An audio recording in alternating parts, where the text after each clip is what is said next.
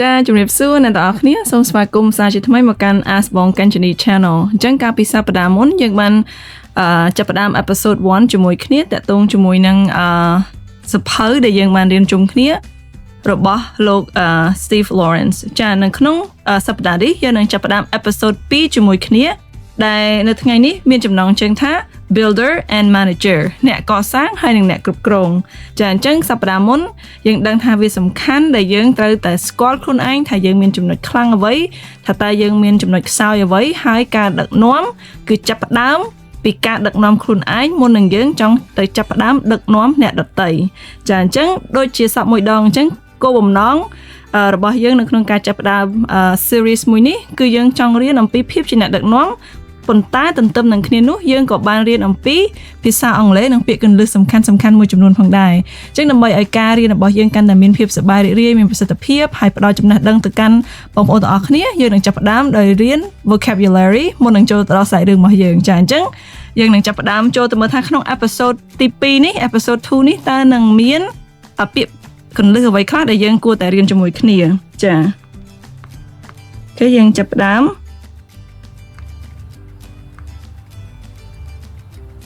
ចាអញ្ចឹងយើងមើលមកពាក្យគន្លឹះយើងជាមួយគ្នាទី1ពាក្យថា strength ចំណុចខ្លាំង strength ចំណុចខ្លាំងឧទាហរណ៍ my strength is creativity ភាពខ្លាំងរបស់ខ្ញុំគឺជាការច្នៃប្រឌិតពាក្យទី2 weakness ចំណុចខ្សោយ my weakness is overthinking ចាចំណុចខ្សោយរបស់ខ្ញុំគឺចាក់ស្មុគការចាក់ស្មុគមែនទែន overthinking builder ប្រែថាអ្នកកសាងឬក៏អ្នកស្ថាបនាA builder sees possibilities អ្នកដែលកសាងអ្នកដែលគាត់ជាអ្នកស្ថាបនាគឺគាត់ឃើញអ្វីដែលវាអាចកើតឡើងឱកាសចាអ្វីដែលអាចកើតឡើង possibilities Manager អ្នកគ្រប់គ្រង A manager keeps things stable អ្នកគ្រប់គ្រងជួយឲ្យអ្វីវាមានស្ថិរភាព A manager keeps things stable ចា stable ស្ថិរភាពចា Vision ចក្ខុវិស័យA leader needs a clear vision អ្នកដឹកនាំគឺទាមទារឲ្យមានចក្ខុវិស័យដែលច្បាស់លាស់ថាតើយើងចង់ទៅណាយើងចង់នាំក្រុមការងារយើងឲ្យសម្រេចបានអ្វី Initiative ការចាប់ផ្ដើម Take initiative okay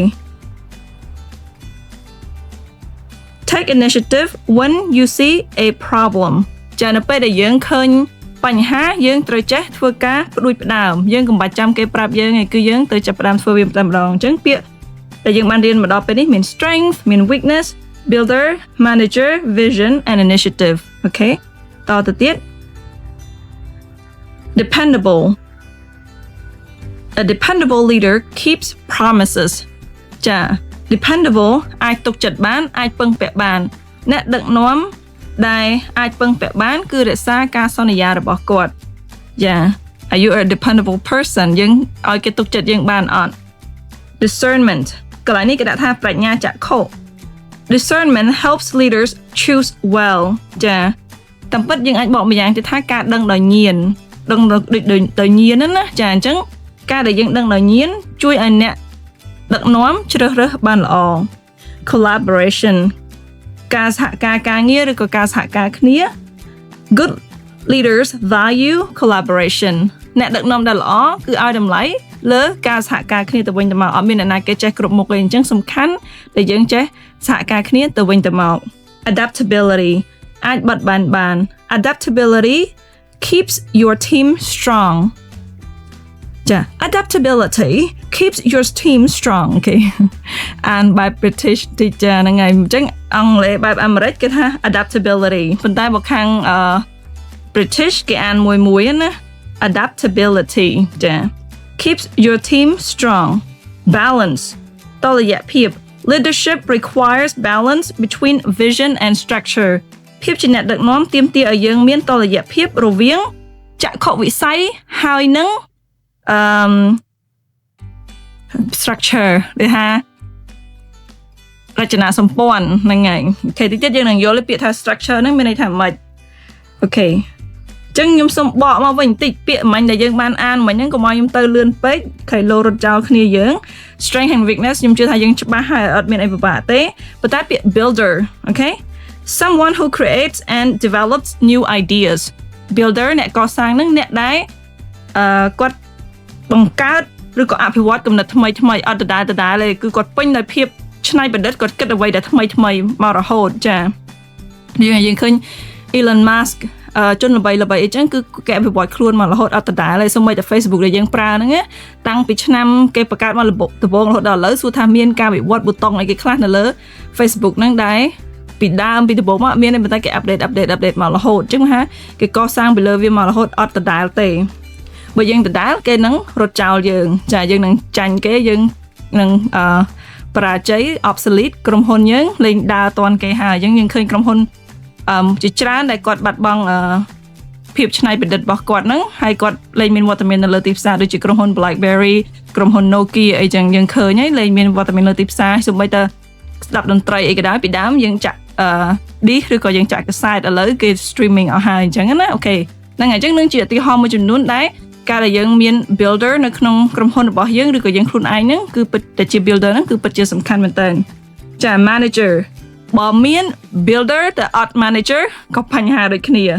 someone who maintains and organizes system អ្នកដែលគាត់រៀបចំហើយអ្នកដែលគាត់ថែរក្សាហើយរៀបចំឲ្យមានប្រព័ន្ធចាបើយើងចង់តែមាន vision យើងមានចក្ខុវិស័យយើងសុបិនធំ big dream ប៉ុន្តែអត់មានតែគេនៅការពារអត់មានតែគេនៅថែរក្សាអត់មានតែគេនៅគ្រប់គ្រងខ្ទេចអស់ហើយចាអញ្ចឹងអ្នកឯងកំពូល visionary មកពីណាក៏មិនអាចទៅរួចដែរសំខាន់គឺត្រូវមាន good manager help maintains what has been built by the builder អូខេចាអញ្ចឹង vision ចក្ខុវិស័យឬក៏ភាសាគ្រីស្ទានហៅនិមិត្តតែយើងសុបិនឃើញអ្វីយើងចង់ឃើញអីយើងចង់ទៅណាអញ្ចឹង where there is no vision people perish ចាកន្លែងណាដែលអត់មានចក្ខុវិស័យមនុស្សគឺខ្ចាត់ខ្ចាយហើយសំខាន់ដែលអ្នកដឹកនាំត្រូវមានចក្ខុវិស័យ initiative ការចេះចាប់ផ្ដើម the ability to take action first ចាអញ្ចឹងកន្លែងសំខាន់ពាក្យ initiative នឹងខ្ញុំមានពេលមួយដែលខ្ញុំទៅប្រជុំណាហើយជនជាតិបរទេសម្នាក់គាត់សរសើរជនជាតិខ្មែរនៅភ្នំពេញចាគាត់បើកហាងសាឡនមួយគាត់បរៀនគេអំពីរបៀបធ្វើសក់របៀបអីប៉ុន្តែស្តង់ដារអន្តរជាតិស្តង់ដារមកពីអាមេរិកខ្ញុំអត់សុំឲ្យចេញឈ្មោះហាងហ្នឹងឯងបើអ្នកភ្នំពេញមហាស្គាល់ហើយគាត់បានសរសើរជនជាតិខ្មែរដែលជាក្រុមការងារគាត់ថាចេះ take initiative អញ្ចឹងមេគាត់ឆ្លាញ់គាត់ខ្លាំងមែនតើដោយសារពេលមានការអីចឹងគឺកូនចៅគាត់ដឹងអំពីតម្រូវការមុនមេគាត់ហាមមកទៅទៀតតើអ្នកណាដែលមិនចង់បានក្រុមការងារបែបហ្នឹងតើអ្នកណាដែលមិនចង់មានរៀងហៅកូនចៅបែបហ្នឹងអញ្ចឹងណាអញ្ចឹងមេគាត់ឆ្លាញ់គាត់មែនតើដូចថាមានឯកសារអីចឹងមេគាត់មិនទាន់បានហាមមកហ្នឹងគាត់ដឹងថាអូខេមេត្រូវការបកឯកសារហ្នឹងថាមេអញ្ចឹងឯកសារហ្នឹងខ្ញុំត្រូវការបកខ្ញុំនឹងយកទៅបកមេគាត់មិនបាច់ហាមកប្រាប់ទេគឺគាត់ដឹងអ្វីដែលជាតម្រូវការហើយគាត់ take initiative បានមុនមេគាត់សុំឲ្យគាត់ទៅធ្វើការងារហ្នឹងទៅទៀតអញ្ចឹងពាក្យ initiative គឺសំខាន់អូខេទុកចិត្តបាន discernment ដឹងដោយញៀនឬក៏នេះគេថាប្រាជ្ញាចក្ខុតាមពិតថាដឹងដោយញៀនមួយទៀត collaboration ចាអត់មានអ្នកណាគេចេះគ្រប់យ៉ាងទេគេដូចយើងសាឡកកោអញ្ចឹងអ្នកខ្លះមានលហុងអ្នកខ្លះមានលពៅអ្នកខ្លះមានហ្នឹងហើយអង្គលីងអីចឹងមកឆ្អឹងជំនីជ្រូកត្រីដែងអីចឹងយើងផ្គុំចូលគ្នាស្លឹកម្រុំអីចឹងទៅបានជាសាឡកកោមួយឆ្នាំងដោយឈ្ងុយឆ្ងាញ់អីចឹងទៅចាអញ្ចឹងការងារដូចគ្នាយើងត្រូវការមានការរួមចំណែកផ្សេងពីគ្នាមកដាក់ជុំគ្នាបង្កើតបានជាអ្វីមួយដែលផ្ដល់ជោគជ័យយ៉ាងអស្ចារ្យអូខេ balance ប៉ុន្តែយ៉ាងណាក៏ដោយគ្រប់យ៉ាងទាំងអស់គឺមានតុល្យភាពវាអាចផ្អៀងទៅខាងណាមួយបានទេដូចកន្លែងនេះគេនិយាយអំពី vision and structure បើមាន visionary ដែលគាត់ប្រកែសម័យធំណាចាចង់មានសាលាមួយដែលមានគុណសិស្សចូលរៀន 1000 នាក់ចង់មានអាជីវកម្មមួយដែលមួយឆ្នាំរកបាន$1 លានចង់បានហាងធ្វើនំខេកមួយដែល trend បុគ្គលិកចូលរៀនជំនាញធ្វើនំខេកបានមួយឆ្នាំ10000 អ្នកឧទាហរណ៍ណាចាឬក៏1100អ្នកអីមិនក៏ដោយប៉ុន្តែបើសិនអត់មានការគ្រប់គ្រងចាត់ចែងត្រឹមត្រូវអត់អាចទៅរួចទេយើងមើល business ធំនៅស្រុកខ្មែរគឺកន្លែង system ហ្នឹងសាហាវមែនតើខ្លាំងមែនតើអញ្ចឹងសំខាន់ដែលយើងត្រូវមានអ្នកដែលគាត់មានគំនិតចង់ធ្វើអីមួយហើយអ្នកដែលរៀបចំហើយអ្នកខ្លះគឺគាត់អាចធ្វើបានទាំងពីរតែម្ដងចាអញ្ចឹងយើងបន្តទៀតហើយបន្ទាប់ពីរៀន vocabulary ហើយយើងមើលមក slide យើងវិញLeadership in Simple English Episode 2 Builder or Manager Based on Leadership Masterclass by Steve Lawrence អូខេអញ្ចឹងយើងមើលមករូបហ្នឹងយើងបានបកស្រាយហើយច្រើនហើយអញ្ចឹងខ្ញុំអត់ចំណាយពេលច្រើនទេយើងបន្តទៅទៀតសាច់រឿងដែលយើងបានអានកាលមុនហ្នឹងខ្ញុំជឿថាយើងក៏បានចាំខ្លះៗដែរអូខេ slide យើង warm up question do you feel more alive when you start new things or when you organize and improve what already exists ហ្នឹងហើយយើងគិតឡើងហ្នឹងមែនតើពេលដែលយើងចាប់ផ្ដើមអ្វីមួយធ្វើឲ្យយើងពុះ control អារម្មណ៍រំភើបឬក៏យើងអត់ចង់ចាប់ផ្ដើមអីទេយើងចង់រក្សាអ្វីដែលមាននឹងឲ្យល្អឲ្យរៀបរយចាឲ្យត្រឹមត្រូវអីចឹងទៅអញ្ចឹងមួយ create មួយ organize មួយណាដែលធ្វើឲ្យយើងសប្បាយចិត្តជាងយើងគិតមែនតើណាយើងជាម្នាក់ដែលចូលចិត្តបង្កើតអ្វីដែលថ្មីឬក៏យើងចូលចិត្តរក្សាអ្វីដែលមានស្រាប់ឲ្យដំណើរការល្អអូខេយើងគិតលើសំណួរហ្នឹងសំខាន់មែនតើ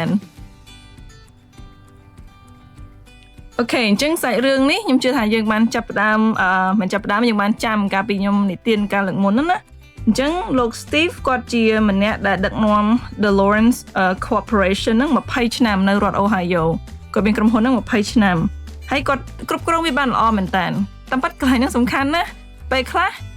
ពេលដែលយើងគ្រប់គ្រងអីបានល្អមួយយើងគិតឲ្យដល់មិនមែនប្រកាសថាយើងចូលចិត្តគ្រប់គ្រងទេអាចមានអីផ្សេងគាត់អញ្ចឹងគាត់ manage well ប៉ុន្តែ felt something missing គាត់ដឹកនាំក្រុមហ៊ុននោះបានអស់ហើយជោគជ័យមិនដឹងមានអារម្មណ៍ថាដូចអត់ស្កប់ស្កល់ឬក៏តែងឬក៏មានអារម្មណ៍ថាដូចបាត់អីមួយនៅក្នុងខ្លួនគាត់អញ្ចឹងណា He later realized he was a builder not a manager ហើយក៏មកទៀតគាត់ដឹងខ្លួនថាគាត់មិនមែនជាអ្នកចូលចិត្តចាត់ចែងគ្រប់គ្រងទេគាត់គឺជាអ្នកដែលចូលចិត្តកសាងអ្វីដែលថ្មីចាអញ្ចឹងគាត់ក៏បាននាំគ្នាទៅរស់នៅទីក្រុង Nashville នាំក្រុមគ្រួសារគាត់ទៅរស់នៅក្នុងទីក្រុង Nashville ហើយចាប់ផ្ដើមក្រុមហ៊ុនតន្ត្រីគ្រីស្ទៀនមួយចាហើយគាត់បានជួលលោកម្នាក់ឈ្មោះ Alvin Raymer ជា president ជាមិនប្រធានាធិបតីជាអ្នកគ្រប់គ្រងជាអគ្គនាយកនៅក្នុងក្រុមហ៊ុនហ្នឹងដើម្បីចាត់ចែងការងារក្រុមហ៊ុនរបស់គាត់ Steve focused on building vision and growth ដល់ពេលគាត់មានអ្នកដែលនៅចាំចាត់ចែងអញ្ចឹងគាត់អាចចាប់ផ្ដើមថាចង់ធ្វើអីទៀតក្រុមហ៊ុនហ្នឹងចង់ទៅណាទៀតអញ្ចឹងណាចង់ពង្រីកខ្លួនយ៉ាងណាគាត់មានពេលគិតដោយសារមានអ្នកដែលមករៀបចំអ្វីដែលគាត់បង្កើតហ្នឹងឲ្យមានរបៀបរៀបរយឲ្យមានដំណើរការប្រព័ន្ធត្រឹមត្រូវមានភាពជោគជ័យនៅក្នុងការរកស៊ីរបស់គាត់ហ្នឹងជាលទ្ធផល the company flourished each worked in their strength ចាអញ្ចឹងដោយសារម្នាក់អ្នកដែលបកកាយខាងកសាងគេកសាងអ្នកដែលបកកាយខាងរៀបចំគេរៀបចំហើយធ្វើឲ្យក្រុមហ៊ុនហ្នឹងវាដំណើរការបានល្អមែនតើចាអូខេអញ្ចឹងចំណុចសំខាន់ដែលយើងត្រូវចងចាំទាក់ទងនឹង leadership insight builders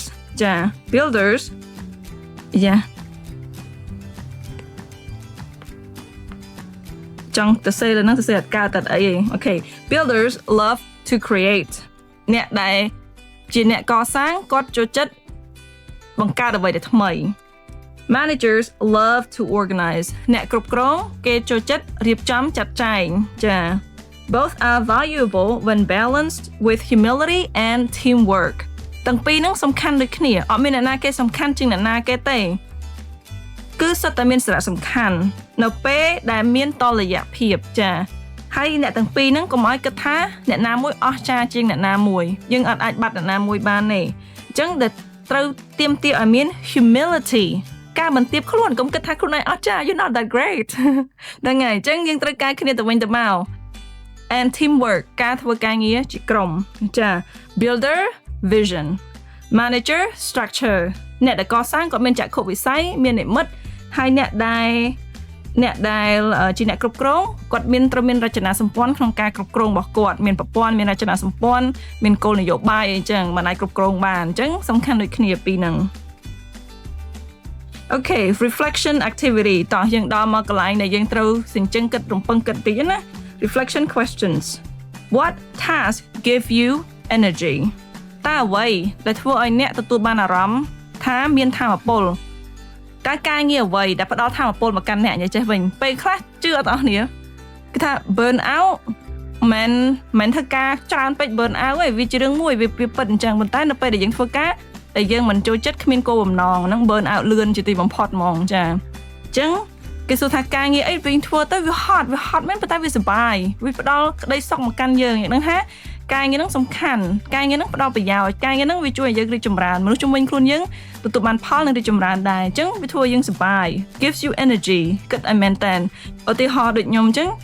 ខ្ញុំអាចធ្វើ spreadsheet បានខ្ញុំអាចរៀបចំ Excel បានប៉ុន្តែបើឲ្យខ្ញុំអង្គុយធ្វើ Excel រាល់ថ្ងៃប្រហែលជាអត់សូវសប្បាយទេអត់សូវសប្បាយចិត្តទេអញ្ចឹងប៉ុន្តែធ្វើអាហ្នឹងបានអត់បញ្ហាដាក់បាត់ចិត្តអីអង្គុយមើលបានប៉ុន្តែឲ្យទៅធ្វើជា financial analyst អីណាណីអត់កើតទេអត់អាចធ្វើ long term បានទេប៉ុន្តែធ្វើបានឲ្យបរិញ្ញាខ្ញុំយល់ចាប៉ុន្តែបើឲ្យចាប់ជាអាជីពអត់អាចទេអញ្ចឹងណាពីព្រោះអត់សូវសប្បាយចិត្តអត់សូវពេញចិត្តជាមួយនឹងការងារហ្នឹងប៉ុន្តែមានអ្នកគេខ្លះបើឲ្យគេមកអង្គុយធ្វើវីដេអូចេះគេបែកញើសគេខ្លាចមែនតើតែសម្រាប់ខ្ញុំឲ្យធ្វើវីដេអូខ្ញុំចូលចិត្តតែប៉ុន្តែឥឡូវហ្នឹងម៉ោង 9 យប់ឯងក៏នៅធ្វើវីដេអូដែរអញ្ចឹងដោយសារសប្បាយចិត្តដោយសារពេញចិត្តក្នុងការធ្វើការងារហ្នឹង What drains your energy ផ្ទុយមកវិញអ្វីដែលធ្វើឲ្យយើងអស់កម្លាំងហ្នឹងហើយគាត់ការងារហ្នឹងចូលមកពុបគឺចង់ដាច់ខ្យល់អញ្ចឹងណាហ្នឹងហើយអញ្ចឹងយើងគិតឲ្យមែនតើការងារអីដែលធ្វើយើងសប្បាយចិត្តការងារអីដែលធ្វើឲ្យយើងអស់ថាមពល Who complements your weakness ចាការដែលយើងដឹងថាការងារយើងចូលចិត្តមិនចូលចិត្តមិនតាន់ពេញលេញនៅឡើយទេគឺយើងដឹងថាយើងទៅខ្ចីដៃអ្នកណាគេមកជួយធ្វើកិច្ចការងារដែលយើងមិនអាចធ្វើបានឬក៏មិនប្រសពនឹង Who can complement you compliments អ្នកដែលមកបំពេញយើងចំណុចខ្វះខាតមិនថាខ្ញុំអត់ប្រកែកន្លែងហ្នឹងឯងមេអើយសុំទាត់ចោលឯកន្លែងហ្នឹងមិនអាចទេឬក៏បើយើងជាអ្នកដឹកនាំក៏ដោយយើងអ្នកបំពេញការងារក៏ដោយការងារនៅតែជាការងារធ្វើដល់ធ្វើចា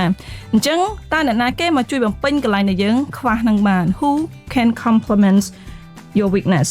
ចាអញ្ចឹងយើង check មក what energizes me what drains me ហ្នឹងហើយអ្វីដែលធ្វើខ្ញុំពិបាកអ្វីដែលធ្វើខ្ញុំមានអារម្មណ៍សប្បាយយើងចាប់ផ្ដើមគិត energize ផ្ដល់ថាមពលអូខេ drains មកវាថាបង្ហូរថាមពលអស់ហ្នឹងហើយអញ្ចឹងការងារអីធ្វើយើងបង្ហូរថាមពលអស់អូខេអញ្ចឹង key takeaways ចំណុចសំខាន់ builders complete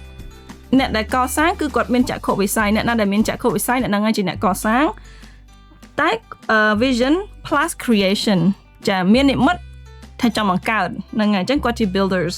ដោយឡែកអ្នក managers organizations plus stability ហ្នឹងហើយគាត់